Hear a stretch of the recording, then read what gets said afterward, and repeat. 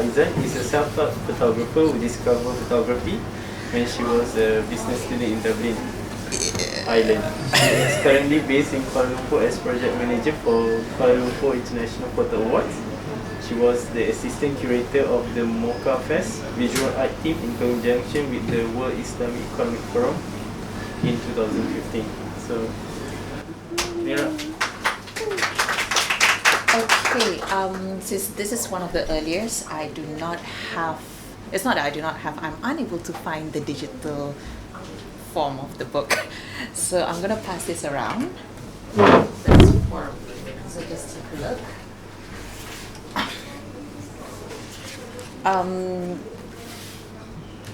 Everybody is going to be sharing about their thought process, but I'm going to share you about all the mistakes that I've made as a rookie when I did this book. When you're first starting off with an idea, you have a certain set of ideas, and then after that you want to translate that idea into a form of something that is physical. It can be either a book or an exhibition. Before I started, let me know if you guys are comfortable with me cakap bahasa Melayu ataupun bahasa Inggeris. I can rojak if anybody is feel comfortable with that. Just let me know. Selancar after that. Okay, so the can I say? Okay, so from here, I was part of the first class of Exposure Plus, where Stephen, Eiffel Chong, and a few other mentors started off. That was like way back when. So once we did a project, it forced us to think about what kind of project that we want to do, what kind of what are the outcomes that we want to do, and then after this, what is next process. So I started off as a first mentee in the whole program. My mentor at that time was Eiffel Chong. So it started off as a project. As I noticed that I'm doing the same mistake as any rookie that join into the Exposure Plus program. We think big, but we execute it badly. I mean, as you can see there, I was pretty much, I've got an idea of doing some sort of a point of view. First of all, because I received a lot of racism, discrimination from my own culture, from other culture as well, because I don't think like anybody else do. And at the same time, I was fascinated by a movie called Faust. It's an old movie released in 2011. It's an international Italian, if I'm not mistaken. So I was watching that movie, and then that sparks me an idea. And it's come from a poet called Johann Wolfgang von Goethe. So I was thinking, okay, how can I translate that into something that is different? And then Johann is all about point of view, a different perspective of what he sees the world, because he came from the French Revolution. So cut story short, from there, I started to think big. It's like, okay, I want to resonate this, I want to do this, but I only have like 3 months in execute the project. So I've been testing in and out. Eiffel has been giving me a lot of, try to simplify, try to do something that is closer to home, something that you can process within that 3 months. Because if you start with a project and then you start to think big, and then you start with the process, you start to figure out 3 months is not that long. But actually it's already 3 months. So this is where my point of view as a former rookie, your time management when it comes to doing your project. You have this idea, but you have to narrow it down to a point that you are able to control and then come up with the result that you want. So that was my first error. Second error is, if you guys still, the book itself, there's an artist statement over there. Like I said, this is where something that I've learned along the way. I'm into Androgosky, I'm into Soletta, and I'm into something that is minimalist, like Richard Chang. Google them up and then take a look at their project. They're all about simplicity, meaning that even belakang rumah pun you can find a good story behind it. All you need to do is try to find a perspective of how is that. How can you find a story within the mundane? And this is, you aren't able to learn it when you're first starting off, because as usual, you are excited, you are eager to do something that is huge, but your lack of research. So this is my error number 2, lack of research of a certain subject. I know that I love conceptual photography. I love something that can be explained in and can come up with a question within that one image. So that is my understanding of conceptual photography. When I did the book and I showed it to Ian Tay, that was the first time I met Ian Tay actually at Singapore. I think Stephen introduced me to Ian Tay. So the first thing that he told me, which is sampai sekarang makan dalam, was go back and then do a lot of research about conceptual photography. That was, I mean, it shows that, it really shows that I did not do a lot of research about the subject, and yet I try to cover it up with what I have. So this is something that I think a lot of us, when we were first started off, we have this ideology, we have this ambition that we want to do something, and yet we're lack of research of it. So do not rush into things. Take your time. Everybody have their own time. Everybody have their own skill of doing things. But do your research. Always do your research about the subject. So when Ian gave me that feedback, it humbles you a little, because you're so confident that it will work, but sometimes you do need to fall down and then come back again, but this time stronger. So this is when he gave me that feedback, I started to do my own research. So this is where I found out more about, photographers that I do actually like, and the concept that I do that resonates with me, and then it's something that is kind of like, okay, I do need to do a lot of research about the subject. So error number 2 is always do your research. When I was helping out with KLPA, I was helping out with Exposure Plus, there's a lot of people that submitting their portfolios, there's a lot of people that submitting their work. The problem is too much big words, but do you understand what that means? That's one thing. Another thing is you're doing a research, but it's only on the surface. You didn't go deeper. So always go deeper when it comes to doing your research. A lot of past Exposure Plus participants did the same mistake as I did as a first participant. So always do your research. Make it simple, be realistic about it, and then always do your research, because once you do your research, it's easy for you to explain what is your project is all about. And then once you have an explanation, once you have a great idea, kind of like a solidified idea of what your project is all about, it's easy for you when you go out and then shoot, it's easy for you to go back again and then take a look at your research. Okay, I think I'm a little bit off the track here, so patah balik, go back again. So this is what the project is all about. It makes you come back again to the actual track of your research. So this will make your project consistent. So it doesn't matter either you're doing it in color or you're doing it in monotone, but if it go back to your research, your project will be consistent. That's my error number 2. Error number 3 is let me know if I'm talking a little bit too fast. Error number 3 is I noticed that because I was sitting down just now having my coffee in the morning, the inconsistency of my image. It's inconsistency tell a different story. Never ever underestimate the consistency of an image.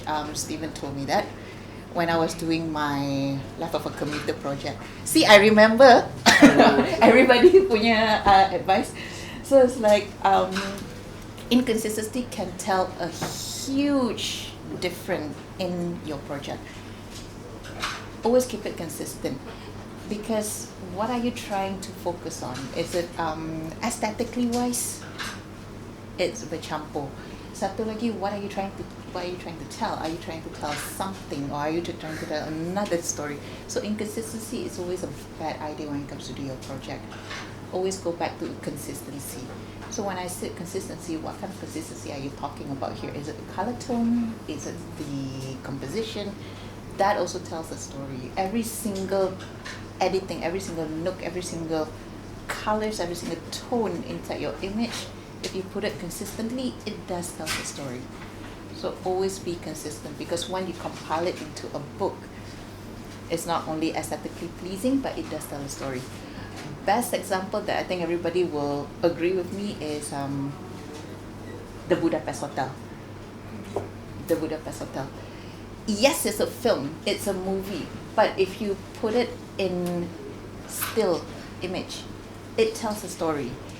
Ataupun if we go way back when, Crouching Tiger, Hidden Dragon, each colors represent a different storyline of each character. So from there, you know the consistency is in that. So always look into details when it comes to consistency. There's a lot of ideas around. I got my ideas through film. I have to admit, I don't read that much, but I got a lot of ideas through film. A lot of movies, venture out. Music helps a lot. Music, poetry, it helps a lot.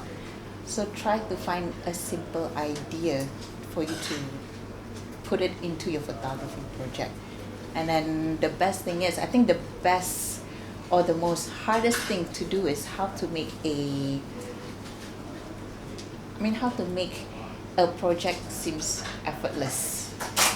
There's a lot of effort that's needed to make a project effortless, or there's a lot of research that needs to make a mundane subject into something that is interesting.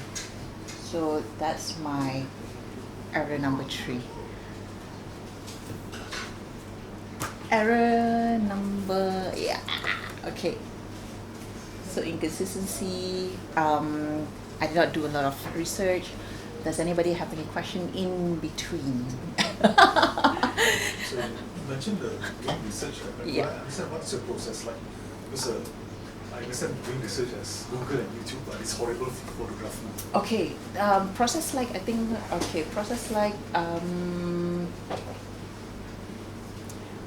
for this is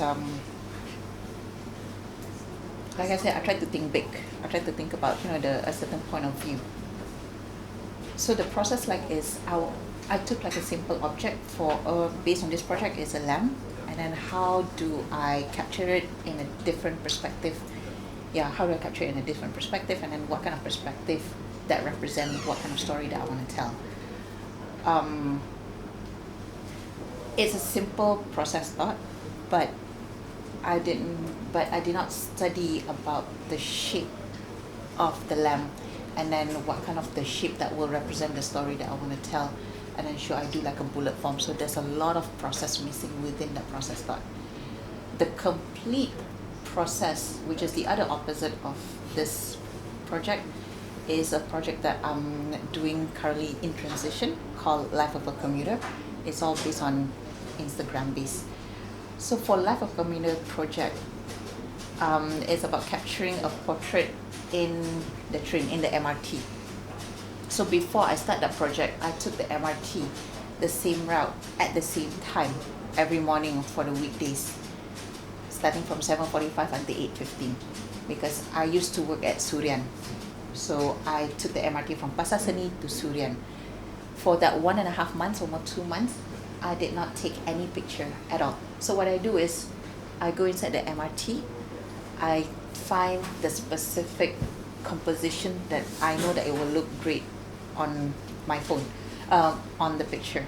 That's one process. Another process is I bring my different types of camera, phone, small camera, DSLR, because I want to capture something that people doesn't even notice that I'm capturing them. So it's like a voyeurish thing.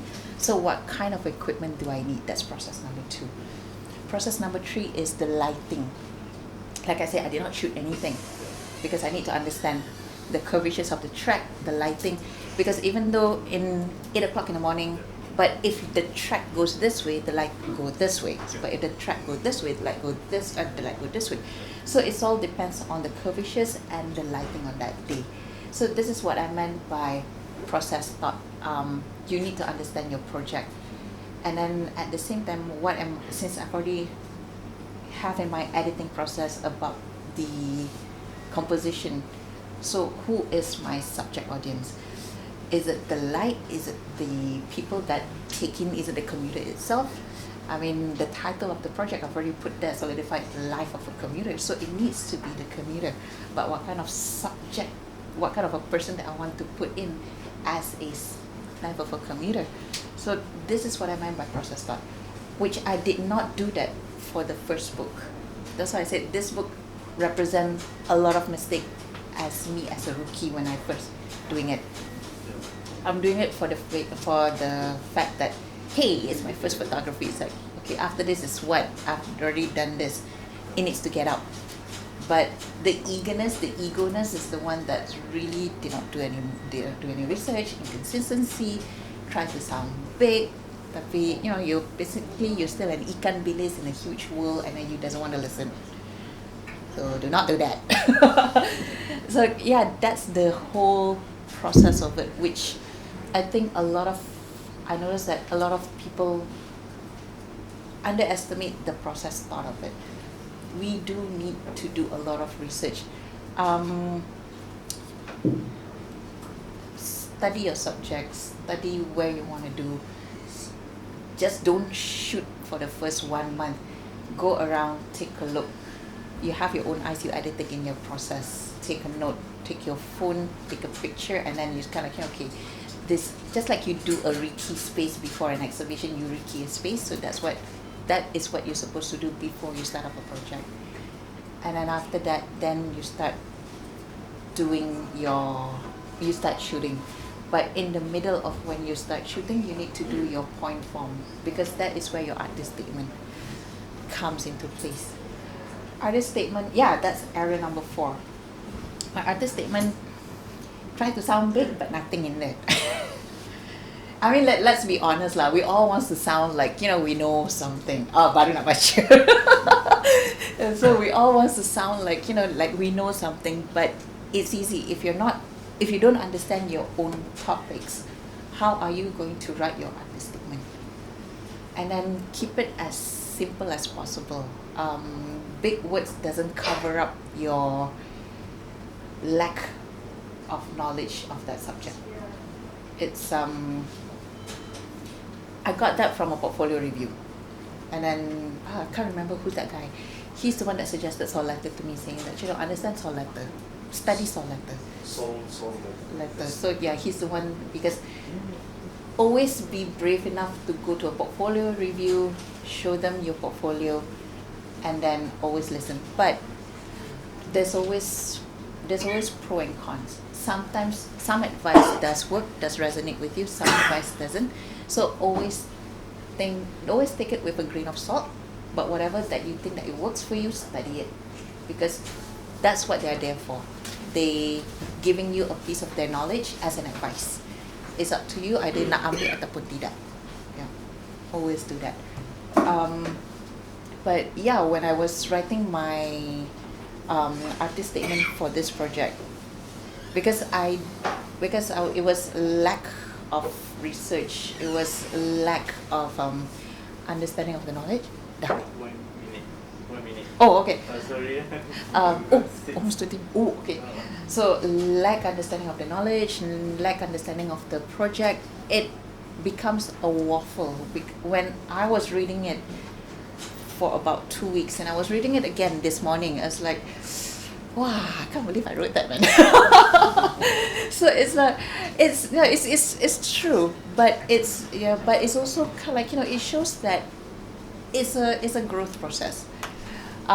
So that is my what's not to do when you first start off your project. Any questions so far? Tembak saja, I'm okay. 1 minute, man. 1 minute, man. Come on.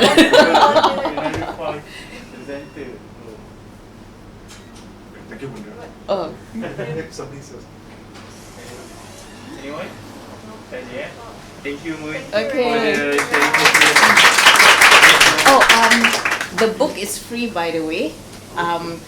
Honestly enough, I managed to print it 50, but that's the only book that's left. So I was like, wow, okay, that's interesting. So whoever wants to take my first mistake, please do so. It's a mistake, let's be honest. Okay, Ken.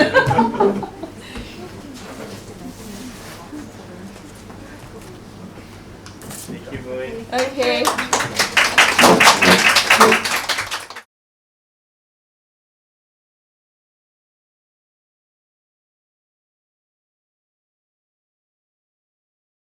Alvin has won the Kuala Lumpur Photo Award, Asia Photographer of the Year 2015, as well as IPA Photography Scholarship in 2017. He was selected to represent Malaysia at the Southeast Asia Masterclass, a program backed by Goethe Institute Malaysia in Obscure Photographer Agency Berlin and Obscura Festival.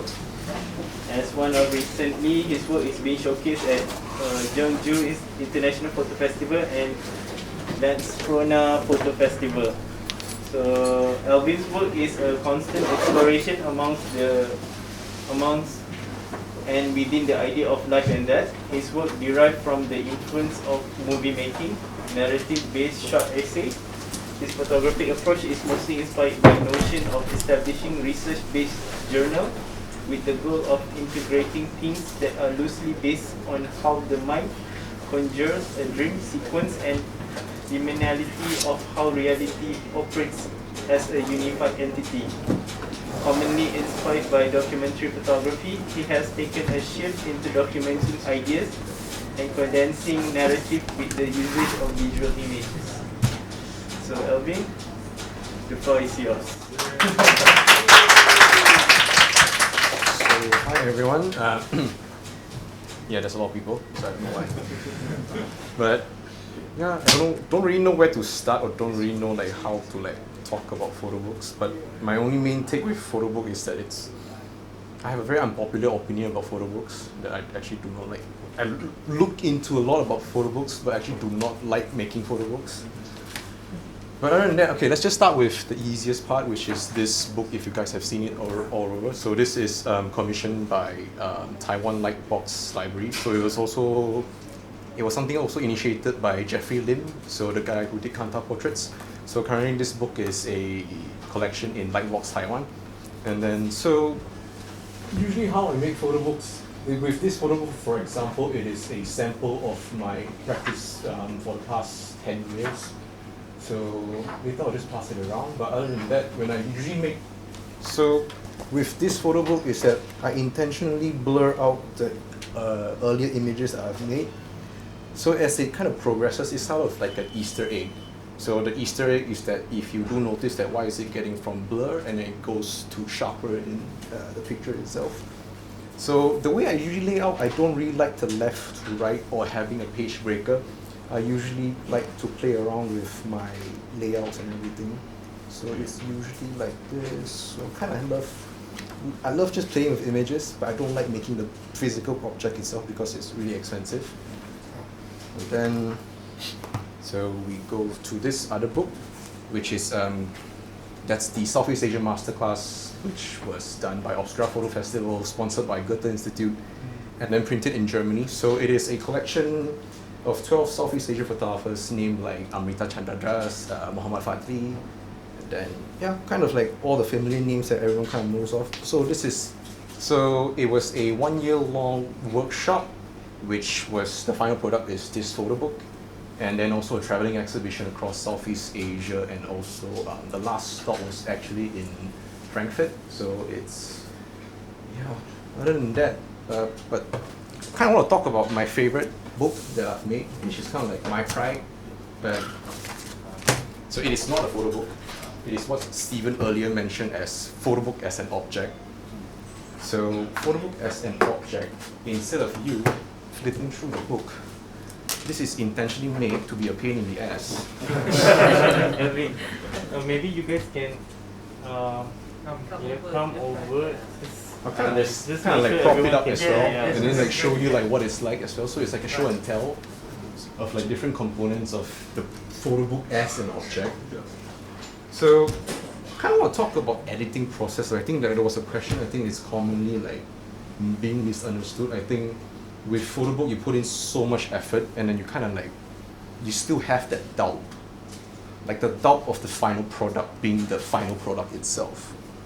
So instead of having the audience feel like, maybe I could switch up like one image from, like let's say if you bought a Andreas Gursky or something, like the monograph itself, like sometimes you think like maybe the page 69 can mix with page 48.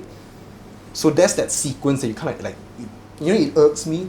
Like after all these like photo books that I've purchased, and then like I don't think your editing is actually that good.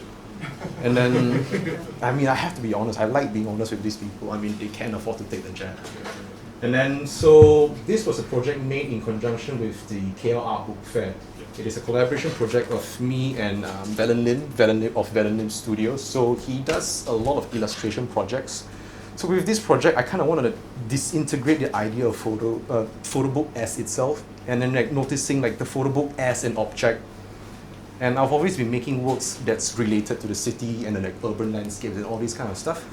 So I decided to just take apart the photo book, and then this is how I think about works. And I find like why I say the photo book as the book medium itself is a very limiting factor.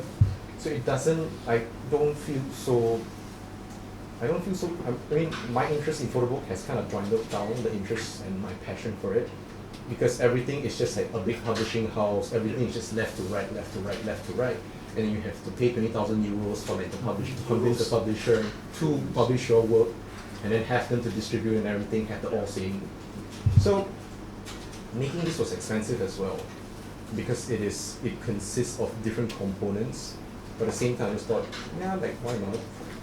So I kind of when I was talking with Valen, we talked a lot about not just the photo book itself, we talked about illustrations and talk about typefaces and all these different components that you can kind of, I feel like as people, when we look at these kind of things, you kind of want to like take it apart. So once you've taken a part of a certain idea, of a certain image, so you become something like this. And why I feel like, because once you have, let's just say for my own photo book, I feel like having this is very restraining.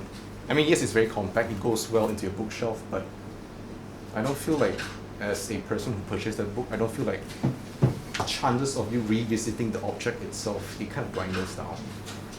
So, yeah. And then other than that, my practices, I do a lot more like assignment-based works. And this is a Japanese publishing house. So my work is published behind here. So this is how I usually make works. So there are straightforward ways of mannerisms of making work, but there are also these kind of assignments that I usually do and take from overseas.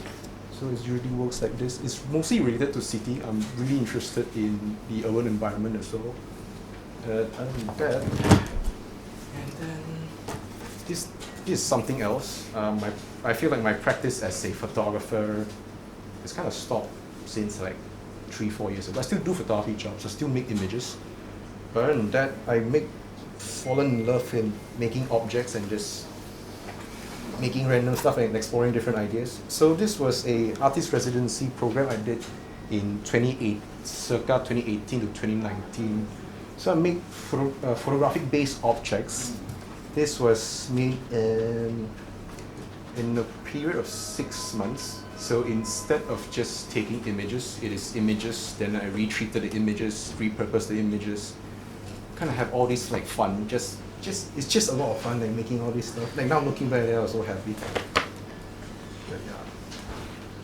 So repurposing images.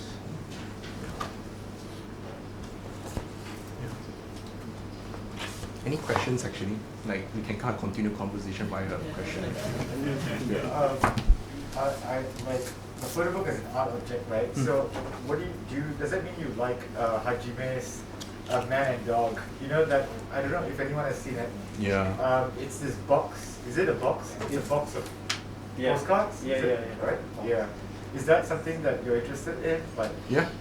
I think when in the process of making this kind of stuff as well, I think you can really nerd out on this kind of stuff is like paper. yeah, Like, expensive. like yeah. And then it's just like, I don't know, it's like paper stocks, you have 180 GSM and 230 GSM is like completely different. Completely different. It's a completely different feeling. And then you have like a simili paper. So it's fun, you know. And then I think the kind of pride I take in is just a custom typeface, and then it's a silk screen, so it's just like, ah. But yeah. Yeah, other than that, I think some of my works has been shortlisted for some Photobook Dummy Awards as well. But it's like, I mean, these kind of things, you really have, yeah, the competition is really strong. You know? So like most of the time you end up with like shortlisted, and then you're like, yeah. But yeah, like shoot me if you have any questions, I'll be willing to answer actually. I have a question. Yeah. Is there a narration to any of your photos? Yes and no. So it depends on how I sequence and depends on how I want to make use of it. I usually make work around Kuala Lumpur. So okay, I'm kind of fascinated by construction sites. So I like looking at scaffoldings recently. I don't know why. I just can sit down and stare at a guy setting up scaffolding. And then, yeah, and then like, you know, like construction rubbles like this. So I find like it's, I don't want to look at KL as KL. So it is something that's, I don't know, reminds you of KL. You kind of can get the remnants of the idea of KL.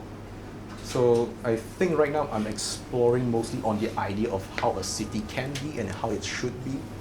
And then putting on to my artistic preference when it comes to that kind of matter. Questions? Yeah, I think I'm interested in like finding out more your process. I mean, you work together with Alvin, right? Yeah. So where does he end and where does he start, or do you just like collaborate and create something after that? Like, what is the process for this? So, okay, you think of this. So these consist of two elements. Belen is really good with illustration works and then also like paper materials. So we kind of send each other like just material that kind of inspires us. Inspires us in the sense that I like. The funny thing is when I make photo books, I don't look at photo books. I like looking at children books. I like looking at, you know, like the material of the book itself almost looks like a meme. So once you like can disintegrate the meme and like rework the meme itself, I think that's kind of like a very, for me that's a very interesting working process.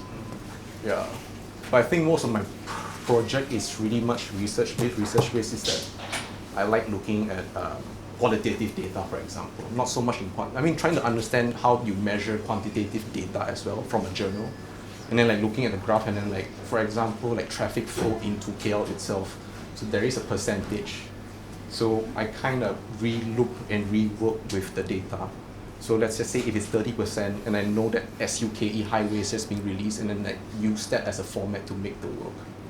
So instead of just looking at certain parts of KL, I have the micro data. So I can refocus my attention towards the 5%. So I make that 5% that can kind of utilize it harder and then make it into 100% kind of work. So the work becomes focused. I can easily identify what are the visual cues I need when it comes to making a project. Yeah. Since how you don't write the traditional book, what's your preferred form of showing your work? On a wall actually. On a wall, object-based. So not just on a wall, but like trying to understand public space itself, because so much of my work is related to public space. So I'm trying to like integrate. And it's not so much in a gallery. I mean, I like the gallery format, but I feel like when you enter a gallery, you feel a certain way. You feel like you have to give importance to the work, but not so much of how you feel about the work, and then does the work can give you some sort of conversation piece or something like that. Yeah. Do you have grades to sell? No. I got. But other than that, I only have 2 copies of this left. This is currently sold out, and one of it's in Taiwan, so I can't really do much anything right now. But if it's interest in making photo book as an object in the future, yes. But due to budget constraints and my timeline of making exhibition-based works and my commercial jobs, I can't really slot into a month. Yeah, because this was made in 3 weeks, like this whole thing. But it was really rushed 3 weeks. Basically shot in 3 weeks and then printed on like the 2nd and 3rd day. Yeah. Can I ask a question? Yeah. with increasing sophistication of handphones, Yeah. what's the percentage of your usage of cameras versus? Quite high actually. I prefer making, I mean this is somewhat of a technical question. I like high megapixel cameras. So if I could have one phase one, I would love to have a phase one. So if anyone knows anyone, like, you know. But the technical decision is to just to make prints actually. So this is a bit of a thing with making photographic based works as a printout. Why I only use a high megapixel camera is so that I can print 6 feet by 8 feet without any much doubt. And I don't have to use Photoshop to increase pixels. That's it. That's a dead straight question. Yeah. Thank you. If you have any questions, you can shoot me a DM, shoot me an email, just anything I'll be willing to help. Yeah. No more questions? That's it.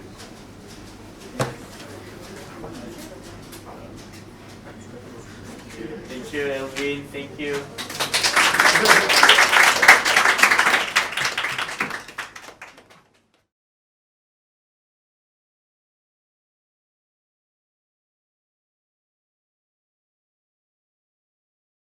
Okay, our next presenter is Fitri Jalil. Fitri Jalil is an autodidact, self-taught photographer who learned his craft without a formal photography training. Fitri's body of work revolves around social issues, culture, and belief system. This collection of portraits is an archive of various individuals that he had documented. The aim of his project is to provide a deeper understanding and awareness of the unique identity stories. So Fitri, the floor is yours. Hello, my name is Fitri. Before I start this, I would like to apologize to BBC and Zontiga because I cannot prepare my material for this talk because I've been very busy the past few weeks. But yeah, so how is it goes? You ask question or? It's open for Okay. My name is Fitri. Basically, I hardly can call myself as a photographer. And before this, I studied in aviation school as an aircraft engineer. And how I get into photography because last time I worked in Algeria, and when I went there, I celebrate Raya and Bulan Puasa over there. And before that, I never thought to take photos of anything. But I'm dealing with some kind of conflict while I've been there. While celebrating Raya, the Algerian, they are Muslim and they are Arabian. They when they celebrate Raya, they don't really, proud of themselves. Back in Malaysia, when celebrating Raya, we would wear something like baju Melayu, baju kurung, everything. But over there, they are proud to be French. And I was like, this is something. I feel like Malaysia was colonized by British, and back then I also want to be like, to be like a British. I consume a lot of British music and everything, and from that moment I was thought like, if I didn't do something about the Malay, the Malays in the future could be, it has tendency to be like an Algerian. They are very proud to be French, and I feel that it's not, something is off about it. And after that, when I come back to Malaysia, and this kind of conflict keeps come to my mind, and actually at first I think I considered to not to become a photographer, but I plan to write something about it and make a book. And then I shared it with my friend, and she told me that maybe you should consider to use photography as your medium to deliver your thoughts. And after that, why not? But basically I have nothing, I didn't know nothing about photography. But since then, I start to learn myself. I start to participate in a few workshops and getting to know few people. And that's how I developed this body of work, the Malay. Yeah, nothing much actually. So can I ask, right? Yeah. It looks like there's a lot of setup involved in terms of like choosing the costume and then finding a place to shoot. How long did you take that process of just planning the logistics? I started shooting this project since 2018. Oh, 2 years. Yes. Wow. And actually, in 2020, I want to shoot more regarding the Malay, and I plan to expand it over Sabah and Sarawak. But in 2020, COVID happens, and I applied few grants back then, but yeah, hard time. So and that's how I travel some part of Malaysia, Peninsula Malaysia, Johor, Perak, and KL and Selangor, of course. And regarding the space, actually I went to their own place. I reached them and I asked them, I tell them about this project, and I asked them, can we make the photos in your place? And I would like you to wear something that you are very proud of, so I can really get that, themselves of being Malay in their comfort space. So that's how I did it. One of say actually I photographed a lot of sitter, and I only showed 20 of them. This first photograph is my father actually. This is my father. Before I come with this series, I shoot random things that related to the Malay, and I think it doesn't work. And one day when I come back to my hometown, and then I saw my father just pass by in front of me after his afternoon prayer, and then he wears something like this. He wears exactly like this, and then I asked him, "Ayah, boleh duduk depan tak? Ambil gambar." Then my father was like, "Kau buat apa ni?" and then he didn't really know that I have a camera. And then I took out my DSLR, and then, banyak duit kau beli kamera. And then tak ada, ini hobi saja.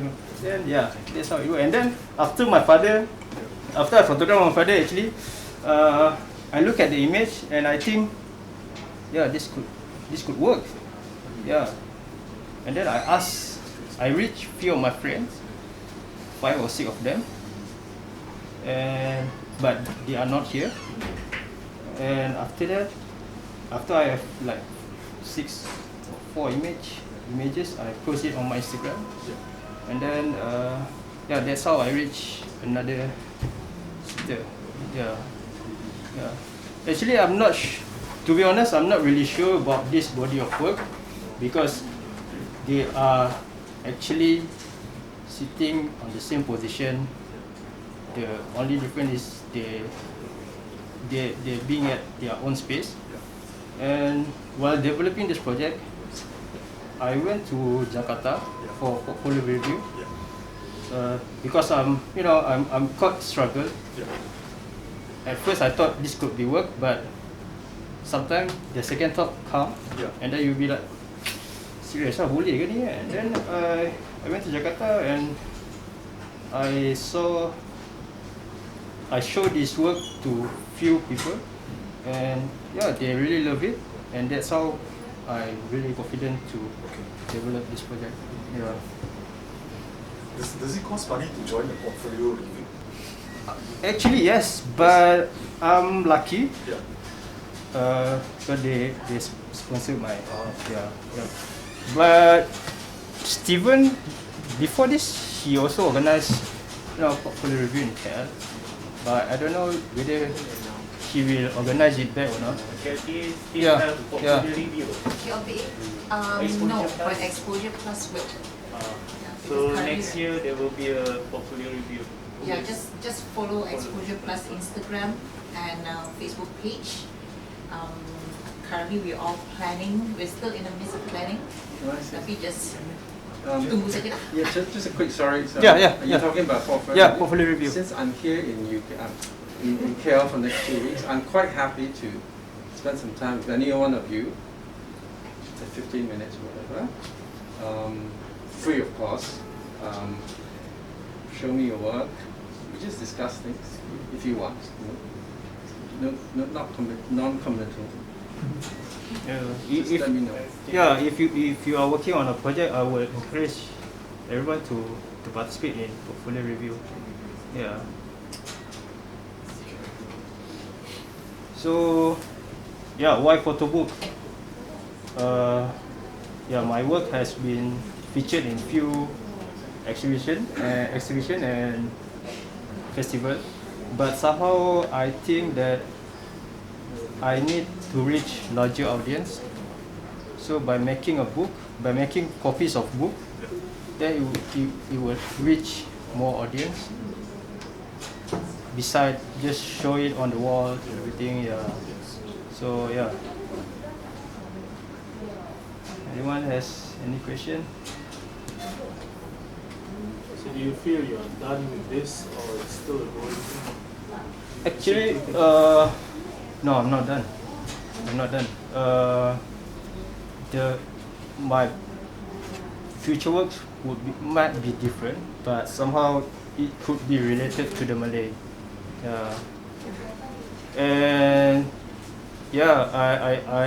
I'm working on a new project which is related to belief system, religion, and on the project, I'm not photograph something like Muslim ritual or anything, but on the project I would like to highlight that my personal journey as a Muslim, Malay and Muslim, to get to know others' religion.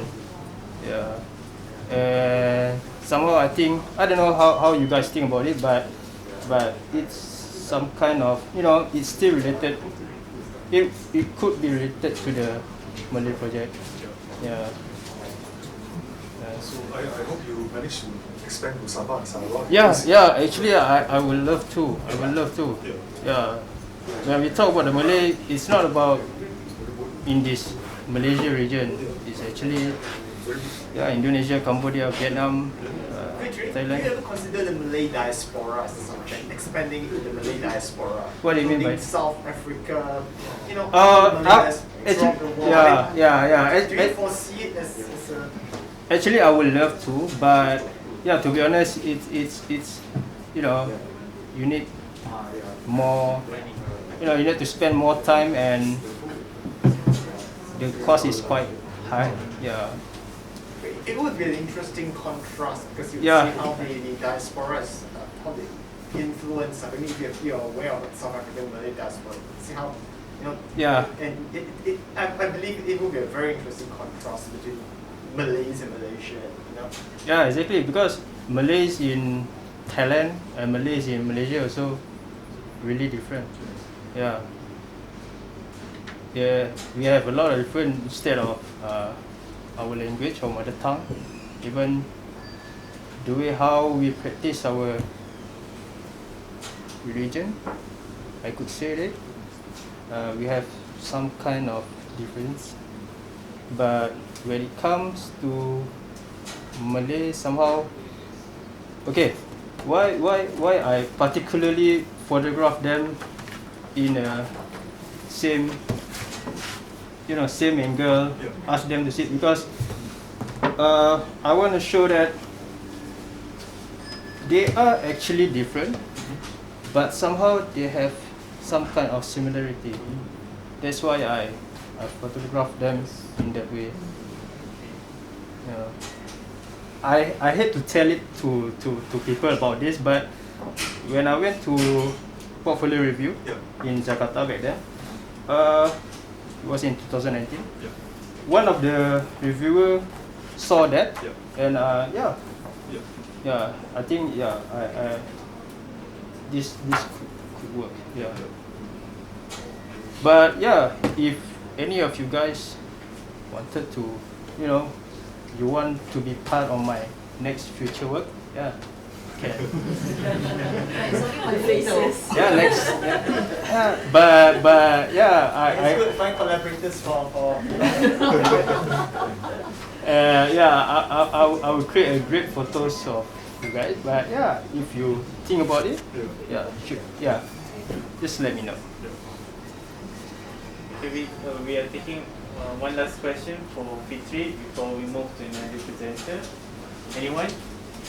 Okay, let me just So my question is more on not so much on photograph, but I'm aware that the photos come with text from the people themselves, right? But I'm thinking you probably have to edit a bit of the words. Like how much of a liberty do you take to editing those words? Because I'm aware that you're discussing the Malay, the identity of the Malay and their own thoughts, right? You don't want to inject too much of your bias into it. But like, what's your approach to like cutting down what they're saying in the text? Actually, this text is their words. Before I photograph them, I asked them 4 questions. What's meaning of being Malay or Malaysian first? Is Malay, being a Malay, is a Malay racist? And I forgot another one question. And from their answer, I try to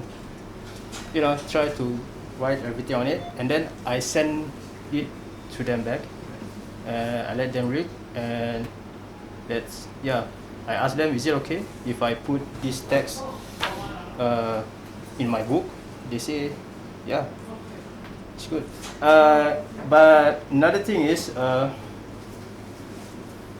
if you realize, this is what I learned before this. I saw that Malay this day, they are separated with different kind of ideology.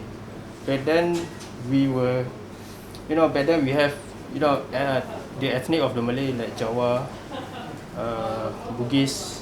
But for me, my personal opinion, this day the Malay categorize themselves as a liberal,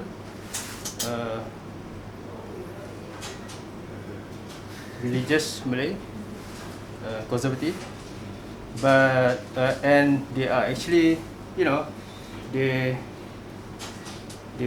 blame one to another, but they never face between, they never been into a dialogue among them, and that's how I try to put in this book that I want to see what would happen if I manage to put all this kind of Malay in, on a same wall in a book, and let them think about it. I'm not proud of myself, but somehow when I exhibited this work and I published this book,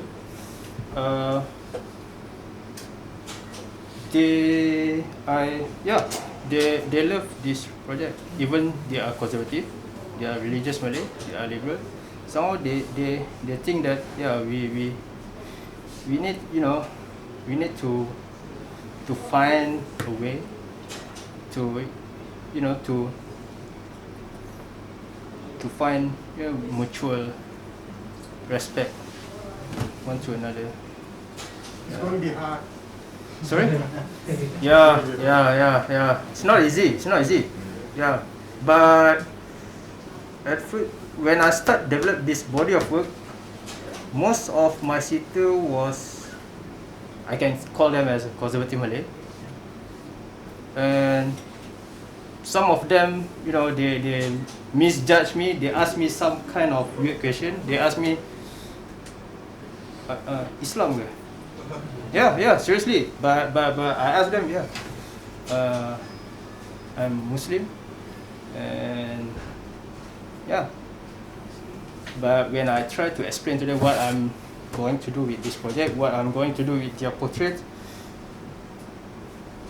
this is interesting because nobody did it, and at first I'm quite worried about this body of work, but just show it to them. Thank you, Fitri. Yeah.